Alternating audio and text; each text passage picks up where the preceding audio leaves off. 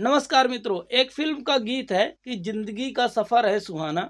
कई बारी ऐसा होता है कि जब जिंदगी में हम कहीं भी सफ़र कर रहे होते हैं तो जो टैक्सी वाले होते हैं, लोकल ऑटो वाले होते हैं, तो यदि हमें उस पर्टिकुलर रीजन में कोई फ्रेंड नहीं है, कोई लोकल व्यक्ति नहीं है, तो कई बारी हमसे बहुत ज़्यादा पैसे ले लिए जाते हैं। अब इसको एज अ प्रॉब्लम देख के, इस समस्या को बिल्कुल सीरियसली लेके जो कर्नाटका गवर्नमेंट है, इन्होंने एक नियम निकाला है और ये भी बोला है यानी तत्काल प्रभाव से लागू होने वाली। वो नियम क्या है और जो फेयर का यानी किराए का स्ट्रक्चर है वो किस प्रकार से होगा, ये आप जरूर सुनिए। ऐसी टैक्सी वाले जो ऑर्गेनाइज्ड हैं जैसे ओला और उबर, या कि ऐसे जो अनऑर्गेनाइज्ड है, कोई एक खुद की टैक्सी खरीद के और वो बिजनेस करना चाहते हैं, तो उनके साथ क्या होने वाला है, इन सभी की जानकारी आप इन डिटेल इसी वीडियो में पाएंगे। तो हम अपनी चर्चा को आगे बढ़ाते हैं, पर यदि आपको ये वीडियो अच्छा लगता है तो please subscribe to this channel. हम ऐसे ही फैंटास्टिक वीडियो आपके साथ जरूर शेयर करते रहेंगे। आप ये बात पूछ सकते हैं कि यदि कोई नियम आया है तो इससे आम आदमी के जीवन में क्या फर्क पड़ेगा। इसमें बिल्कुल फर्क पड़ेगा। जैसे मैंने बताया कि ऑर्गेनाइज्ड हो, चाहे वो इंडिविजुअल के यानी एक व्यक्ति के द्वारा किया जाने वाला बिजनेस हो, टैक्सी का बिजनेस कोई भी करता हो, चाहे ओला हो, चाहे उबर हो, चाहे कोई व्यक्ति खुद का एक टैक्सी परचेज करके उसका बिजनेस करता हो, सभी को एक समान किराया कर्नाटका के पूरे स्टेट में ले देना होगा। ये नियम न केवल बड़ी बड़ी सिटियों के लिए है, बल्कि ओवरऑल कर्नाटका में ये नियम समान रूप से लागू होने वाले। और नियमों के साथ क्या क्या होने वाला है ये भी जान लीजिए। तो देखिए, सबसे प्रमुख बात जो फेयर है, जो किराया है, उसका जो बेसिस होने वाला है वो डिस्टेंस होगा, ना कि टाइम होगा। कई बार ऐसा होता है कि आपने टैक्सी कोई बुक की और कई बार ऐसा होता है कि ट्रैफिक में फंस गए। अब टैक्सी का भी बहुत ज़्यादा समय लग गया, आपका भी समय लग गया, तो टैक्सी वाला ये बोल के आपसे चार्जेस एक्स्ट्रा नहीं ले सकता है, देखिए सर हमारा तो इतना ज़्यादा समय खराब हो गया और इसलिए आपको ज़्यादा पैसे देना होगा। आपकी शायद बात हुई होगी 200 रुपये में, अब वो बोल रहे होंगे कि 270 चाहिए कि 290 रुपये चाहिए। तो इस प्रकार की किसी भी प्रकार की जो एक्स्ट्रा फेयर है वो नहीं मांग सकते। और दूसरा इम्पोर्टेंट जो फेयर का स्ट्रक्चर है वो किस रूप में होगा, तो देखिए इसको इस प्रकार से डिजाइन किया गया है कि ऐसे व्हीकल्स जो एज ए टैक्सी यूज होते हैं जो 10 लाख से कम है, उनका स्ट्रक्चर दूसरा है। जो 10 लाख से 15 लाख के बीच में है उनका स्ट्रक्चर दूसरा है। और जो 15 लाख से ज़्यादा महंगे वाहन, यहाँ पे जो 10 लाख और 15 लाख की मैं बात कर रहा हूँ, वो वाहन की प्राइस वैल्यू की बात की जा रही है।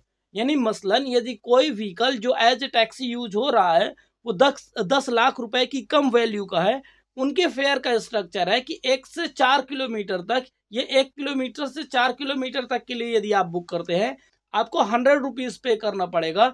उसके एवं यदि आप जाते हैं 4 यानी 5वां किलोमीटर, 6 किलोमीटर, 8 किलोमीटर, तो 4 किलोमीटर के बाद प्रति किलोमीटर आपको 24 रुपये एक्स्ट्रा पे करने होंगे।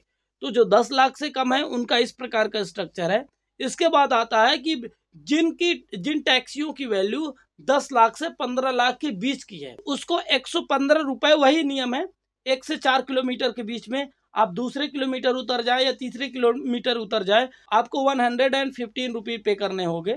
उसके बाद आपको 28 रुपये पर किलोमीटर, यानी आप 5वें किलोमीटर में 28 रुपये, 6वें किलोमीटर में और 28 रुपये, तो इस प्रकार के फेयर आपको पे करने होंगे।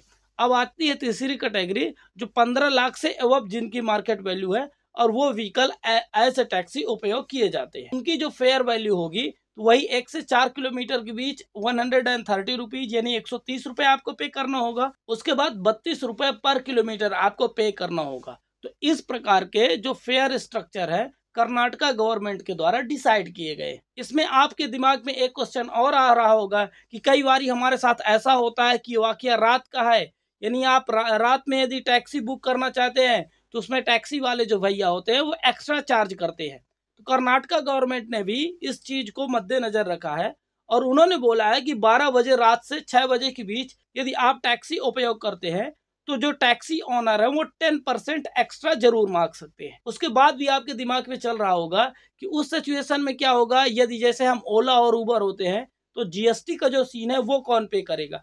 तो देखिए इसमें बिल्कुल कंफर्म कर दिया है कि यदि आप ओला और उबर जैसे ऑर्गेनाइज्ड टैक्सी सिस्टम में ट्रेवल करते हैं तो जो जीएसटी के चार्जेस है वो भी आपको ही पे करना होगा, यानी जीएसटी के चार्जेस कस्टमर पे करेगा। और दूसरी बात ये भी मैं आपको कंफर्म कर दूं, जो एक सिंगल ऑनर है यानी जिसके पास खुद का टैक्सी है उसके जीएसटी तो लगता नहीं है। उस सिचुएशन में जीएसटी की तो कोई बात आ ही नहीं रही।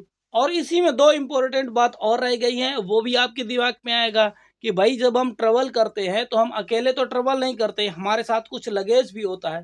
तो इसमें कर्नाटका गवर्नमेंट ने बोला है कि 120 kg में आपको किसी भी प्रकार के लगेज के चार्जेस नहीं देने पड़ेंगे, पर इससे यदि अधिक है तो 30 kg में आपको 7 रुपए एक्स्ट्रा देना होगा। यानी जितने भारी 30 kg, 60 kg, 90 kg हो गए तो उसको आपको 7 रुपए एक्स्ट्रा देना होगा। और दूसरी सिचुएशन में यदि आपने टैक्सी वाले को बुला लिया और आपकी तरफ से देर हो रही है तो अगले 5 मिनट तक तो आपसे कोई चार्ज नहीं लिए जाएंगे, पर उसके बाद 6वें मिनट, 7वें, 8वें, 9 में से 1 रुपए पर मिनट भी आपको पे करना होगा। तो इस प्रकार के कर्नाटका गवर्नमेंट ने टैक्सी से रिलेटेड रूल्स निकाले हैं। अब इसमें आपका क्या मानना है कि इसमें आम आदमी का भला है या कि टैक्सी वालों को फायदा पहुंचाया जा रहा है? देखिए, हम ऐसे ही वीडियो आपके साथ लाते रहते हैं, तो यदि आपको ये वीडियोज अच्छे लगते हैं तो please subscribe to this channel. मिलते हैं अगले बेहतरीन वीडियो के साथ, तब तक thank you so much for watching this video. Thank you.